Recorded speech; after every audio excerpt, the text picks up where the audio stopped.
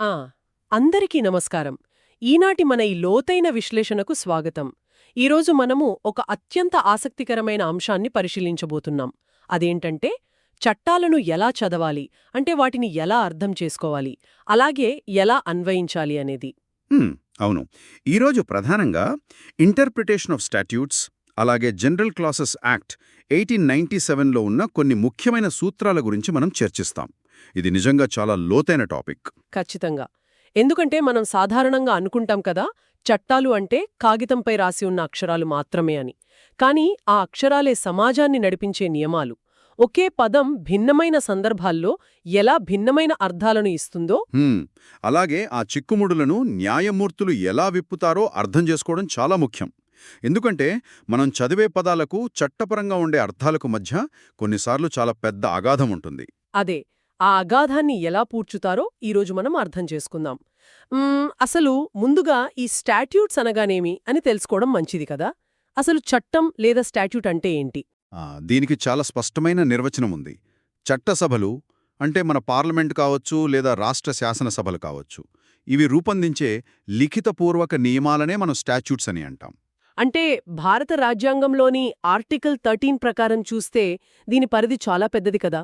అందులో ఆర్డినెన్స్లు, rules, regulations ఇవన్నీ కూడా లా అనే పదం కిందకే వస్తాయి అనుంది. నిజమే.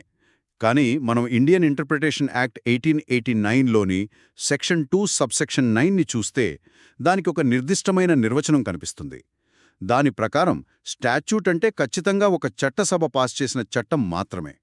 ఇక్కడే మనం ఇంటర్ప్రిటేషన్కి అలాగే కన్స్ట్రక్షన్కి మధ్య ఉన్న తేడాను గమనించాలి. హా, ఇవి రెండు వేరువేరు కదా. ముందుగా ఇంటర్ప్రిటేషన్ గురించి చెప్పాలంటే చట్టంలోని పదాలకున్న అసలైన భాషాపరమైన అర్థాన్ని కనుక్కోవడం. అంటే ఆ పదాన్ని రాసేటప్పుడు చట్టసభల ఉద్దేశమేంటి అని వెతకడం. అవును, ఖచ్చితంగా. దీనికోసం ఒక మంచి ఉదాహరణ ఉంది. 1872లో జరిగిన ఆర్ వర్సెస్ ఎలెన్ కేస్. ఇందులో బహుభార్యత్వం అనే నేరం గురించి చర్చ జరిగింది. చట్టం ప్రకారం బహుభార్యత్వం నేరం అని ఉంది. అందులో మ్యారీ అనే పదం వాడారు. ఆ కేసులో ఒక వ్యక్తి అప్పటికి పెళ్లై ఉండి కూడా రెండో పెళ్లి చేసుకుంటాడు కదా. అతను కోర్టులో ఏమని వాదిస్తాడంటే మొదటి భార్య ఉండగా చేసుకున్న రెండో పెళ్లికి అసలు చట్టబద్ధత లేదు కాబట్టి అది అసలు వివాహమే కాదు అంటాడు. అవును. అంటే అది వివాహమే కానప్పుడు నేను ఆ చట్టం ప్రకారం మ్యారీ అయినట్లే కాదు కదా అని ఒక లాజికల్ పాయింట్ లాగుతాడు. పైకి చూస్తే ఇది కరెక్టేమో అనిపిస్తుంది. అదే, ఇక్కడే కోర్టు ఇంటర్ప్రిటేషన్ని వాడింది. ఒకవేళ ఆ వ్యక్తి వాదనను కోర్టు అంగీకరిస్తే ఇక బహుభార్యత్వం కింద ఎవరికీ శిక్ష పడదు. ఎందుకంటే రెండో పెళ్లి ఎప్పుడూ చెల్లదు కాబట్టి. అందుకే అక్కడ కోర్టు మ్యారీ అంటే చట్టబద్ధమైన వివాహమని కాదు, కేవలం ఆ వివాహ ప్రక్రియలో పాల్గొనడం అని ఇంటర్ప్రెట్ చేసింది. ఇది ఆ పదాల వెనుక ఉన్న స్ఫూర్తి ఆధారంగా ఒక ముగింపు రాబట్టడం కదా. ఖచ్చితంగా. కన్స్ట్రక్షన్ అంటే ఆ లిఖిత అక్షరాలకు మించి దాని చట్టపరమైన ప్రభావాన్ని నిర్ధారించడం. సింపుల్గా చెప్పాలంటే ఒక డాక్యుమెంట్ చదవడం ఇంటర్ప్రిటేషన్ అయితే, ఆ డాక్యుమెంట్ వల్ల జరిగే పరిణామాలను అంచనా వేయడం అనేది కన్స్ట్రక్షన్. చాలా చక్కగా చెప్పారు. ఒక రకంగా చట్టాన్ని ఇంటర్ప్రేట్ చేసి దాని ఆధారంగా న్యాయాన్ని నిర్మించడమే కన్స్ట్రక్షన్. ఇక ఈ చట్టాల వర్గీకరణ గురించి చూస్తే న్యాయశాస్త్రంలో చట్టాలను చాలా రకాలుగా విభజించారు. ముందుగా డ్యూరేషన్ లేదా కాలపరిమితి ఆధారంగా చూస్తే కాలపరిమితి ఆధారంగా టెంపరరీ మరియు పర్మనెంట్ స్టాట్యూట్స్ అని రెండు ఉంటాయి. టెంపరరీ అంటే తాత్కాలికమైనవి, ఒక నిర్దిష్ట సమయం వరకే ఉండి తర్వాత దానంతట అవే రద్దవుతాయి. పర్మనెంట్ అంటే వాటిని ప్రత్యేకంగా రద్దు చేసే వరకు శాశ్వతంగా అమల్లో ఉండేవి. అలాగే విధానం లేదా మెథడ్ ఆధారంగా కూడా విభజించారు కదా. మ్యాండేటరీ అని, అలాగే డైరెక్టరీ అని. ఉదాహరణకు హిందూ మ్యారేజ్ యాక్టులోని సెక్షన్ 7 ప్రకారం వివాహ వేడుకలు అంటే సప్తపది లాంటివి ఖచ్చితంగా జరగాలి. ఇది మ్యాండేటరీ. అలా జరగకపోతే ఆ పెళ్లికి చట్టబద్ధత ఉండదు. అవును. అదే డైరెక్టరీ చట్టాలైతే ఒక పని జరగాలని చెప్తాయి కానీ ఖచ్చితంగా ఫలానా పద్ధతిలోనే జరగాలని బలవంతం చేయవు. కొన్ని సాధారణ కండిషన్స్ లాగా ఉంటాయన్నమాట. ఆ తర్వాత ఆబ్జెక్ట్ లేదా లక్ష్యం ఆధారంగా కూడా చట్టాలను విభజిస్తారు. అందులో కోడిఫైయింగ్ మరియు కన్సాలిడేటింగ్ అని ముఖ్యమైనవి. కోడిఫైయింగ్ అంటే అంతకుముందు చెల్లాచెదురుగా ఉన్న ఆచారాలు, వేర్వేరు నియమాలు, కోర్టు తీర్పులు ఇవన్నింటినీ కలిపి ఒకే అంశంపై ఒక సమగ్రమైన చట్టంగా తీసుకురావడం కదా. హిందూ సక్సెషన్ యాక్ట్ 1956 దీనికి బెస్ట్ ఎగ్జాంపుల్. అప్పటి వరకు వారసత్వంపై ఉన్న గందరగోళాన్ని ఇది పోగొట్టింది. ఎరెక్ట్. మరి కన్సాలిడేటింగ్ స్టాచ్యూట్ అంటే ఇప్పటికే ఉన్న వివిధ చట్టాలను సేకరించి వాటికి కొన్ని అవసరమైన సవరణలు చేసి ఒకే చట్టంగా మార్చడం. దీనికి బెస్ట్ ఉదాహరణ క్రిమినల్ ప్రొసీజర్ కోడ్ 1973. ఈ కన్సాలిడేషన్ వల్ల న్యాయ వ్యవస్థలో ఒక స్పష్టమైన ఆర్డర్ వచ్చింది. ఆ తర్వాత అప్లికేషన్ ఆధారంగా పబ్లిక్ మరియు ప్రైవేట్ స్టాచ్యూట్స్ ఉంటాయి. పబ్లిక్ స్టాచ్యూట్ అంటే ప్రజలందరికీ పబ్లిక్ పాలసీకి సంబంధించినది. ప్రైవేట్ స్టాచ్యూట్ అనేది ఏదైనా ఒక నిర్దిష్ట సంస్థకు లేదా వ్యక్తులకు పరిమితమైనది. ఇవన్నీ చట్టాల రకాలు. అయితే ఈ చట్టాలను కోర్టులు అన్వయించేటప్పుడు కొన్ని సాధారణ సూత్రాలను పాటిస్తాయి. వాటినే జనరల్ ప్రిన్సిపల్స్ ఆఫ్ ఇంటర్ప్రిటేషన్ అంటారు. ఇవి ఒక రకంగా గేమ్ రూల్స్ లాంటివని చెప్పొచ్చు. ఆ గేమ్ రూల్స్లో మొదటిది మరియు చాలా ప్రాథమికమైనది లిటరల్ రూల్ కదా. దీని ఉద్దేశమేంటంటే పదాలను వాటి సాధారణ డిక్షనరీ అర్థంలోనే చదవాలి. ఆ పదాలను చదివినప్పుడు వచ్చే ఫలితం అన్యాయంగా అనిపించినా సరే దాన్ని మార్చే అధికారం కోర్టులకు లేదు. అవును. దీనికోసం ఎల్ఎన్ఆర్ వర్సెస్ బెరిమెన్ కేసు చాలా ముఖ్యమైనది. ఆ కేసులో చట్టం ఏమని చెప్తుందంటే రైల్వే ట్రాక్లను రీలేయింగ్ ఆర్ రిపేరింగ్ అంటే వేస్తున్నప్పుడు లేదా రిపేర్ చేస్తున్నప్పుడు ప్రమాదానికి గురయ్యే వారికి పరిహారం ఇస్తారు అనుంది. కానీ ఆ కేసులో ఒక వర్కర్ ట్రాకులకు ఆయిల్ వేస్తూ ప్రమాదవశాత్తు చనిపోతాడు. ఆయిల్ వేయడం అనేది మెయింటెనెన్స్ అవుతుంది, కానీ రిపేర్ కిందకు రాదు కదా. ఖచ్చితంగా రాదు. చట్టంలో మెయింటెనెన్స్ అనే పదం లేదు కాబట్టి కోర్టు ఈ లిటరల్ రూల్ని కఠినంగా అప్లై చేసింది. ఆ కుటుంబానికి పరిహారం నిరాకరించింది. ఒకవేళ కోర్టు తన ఇష్టమొచ్చినట్టు మెయింటెనెన్స్ అనే పదాన్ని అక్కడ కలిపితే అది చట్టాన్ని మార్చినట్లవుతుంది కాబట్టి వాళ్లు అలా చేయలేదు. ఇది చాలా కఠినంగా అనిపిస్తుంది. ఆ కార్మికుడికి పరిహారం రాకపోవడం అనేది ఒక అన్యాయమే, కానీ లిటరల్ రూల్ని బ్రేక్ చేయకూడదలే ఉద్దేశంతో అలా చేశారు. కానీ ఇలాంటి అసంబద్ధమైన ఫలితాలొస్తున్నప్పుడు ఈ సమస్యను పరిష్కరించడానికి గోల్డెన్ రూల్ని తీసుకొచ్చారు కదా. అవును. లిటరల్ రూల్ వల్ల వచ్చే అన్యాయాలను ఆపడానికి గోల్డెన్ రూల్ ఉపయోగపడుతుంది. ఒకవేళ సాధారణ అర్థం తీసుకుంటే చట్టం యొక్క అసలు ఉద్దేశమే నాశనం అయ్యే పరిస్థితి ఉంటే అప్పుడు కోర్టులు ఆ పదాల అర్థాన్ని కొద్దిగా సవరించవచ్చు. దీనికి యాడ్లర్ వర్సెస్ జార్జ్ కేస్ చాలా అద్భుతమైన ఉదాహరణ. ఆ కేసులో దేశభద్రతకు సంబంధించిన ఒక చట్టం ఉంటుంది. ఒక సైనిక స్థావరం సమీపంలో ఉండి ఆటంకం కలిగించడం నేరం అని ఆ చట్టం చెబుతుంది. కాని ఆ కేసులో నిందితుడు ఏకంగా ఆ స్థావరం లోపలికి వెళ్ళిపోయి ఆటంకం కలిగిస్తాడు. ఇక్కడ లిటరల్ రూల్ని వాడితే అతను సమీపంలో లేడు, లోపల ఉన్నాడు, కాబట్టి చట్టమతనికి వర్తించదు అని వదిలేయాలి. కాని అది ఎంత అసంబద్ధంగా ఉందో చూడండి. అవును, లోపలుంటే ఇంకా పెద్ద నేరం కదా.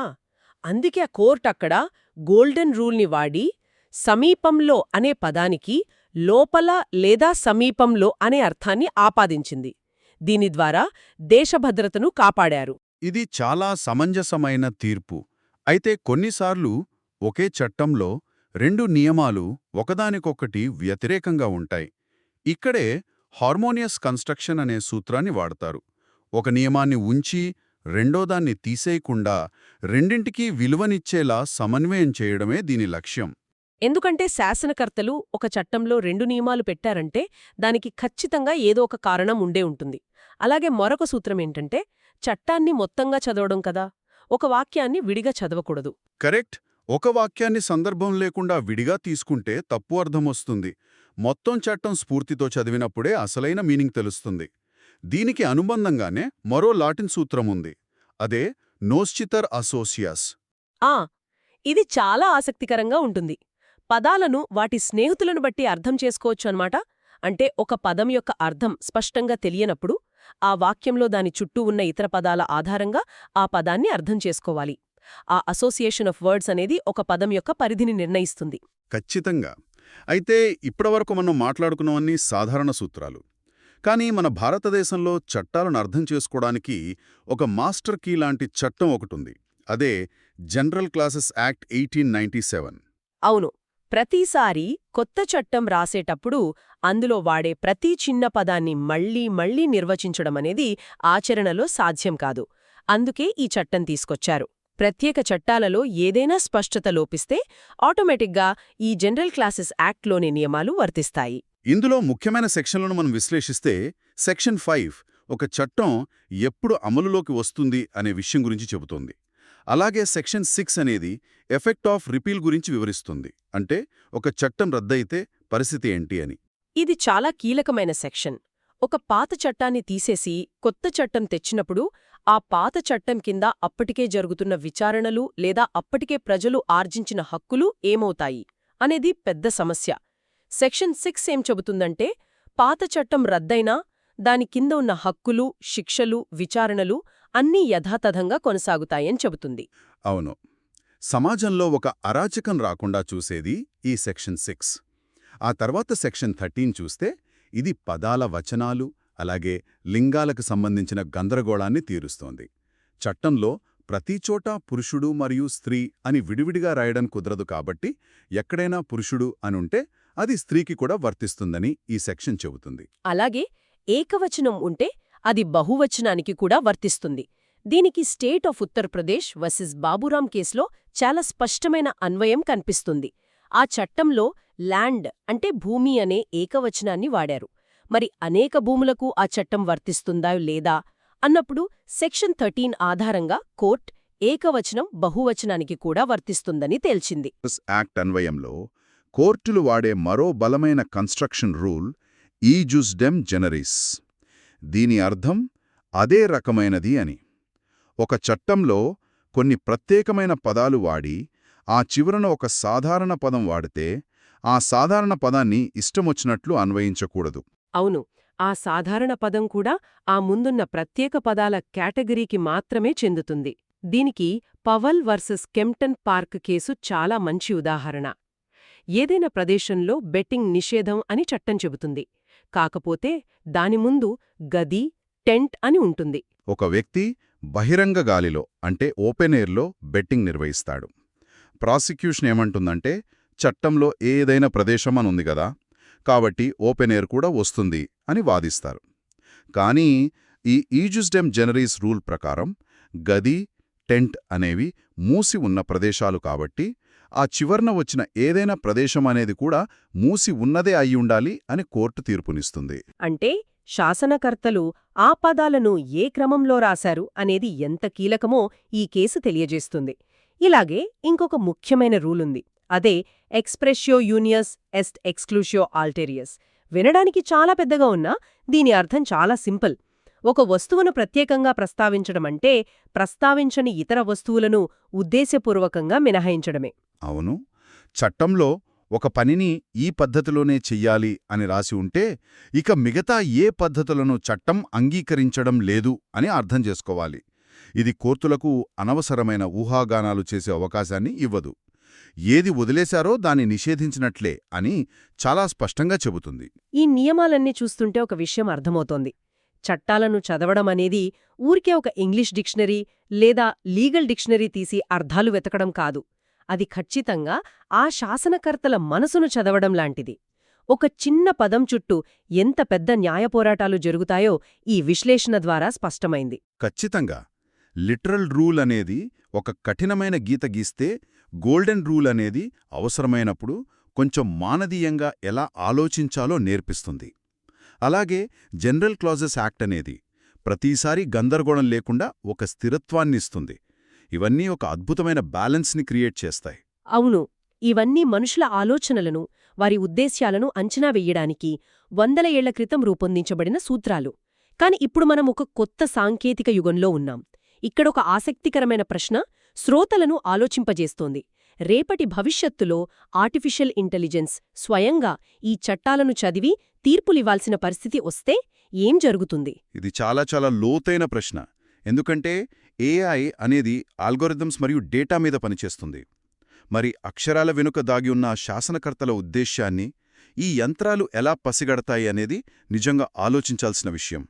అవి కేవలం ఒక యంత్రంలాగా ఎల్ఎన్ఆర్ కేసులో లిటరల్ రూల్ని వాడినట్లు కఠినంగా వ్యవహరిస్తాయా? భవిష్యత్తులో న్యాయ వ్యవస్థ ముందున్న అతిపెద్ద సవాలు ఇదే.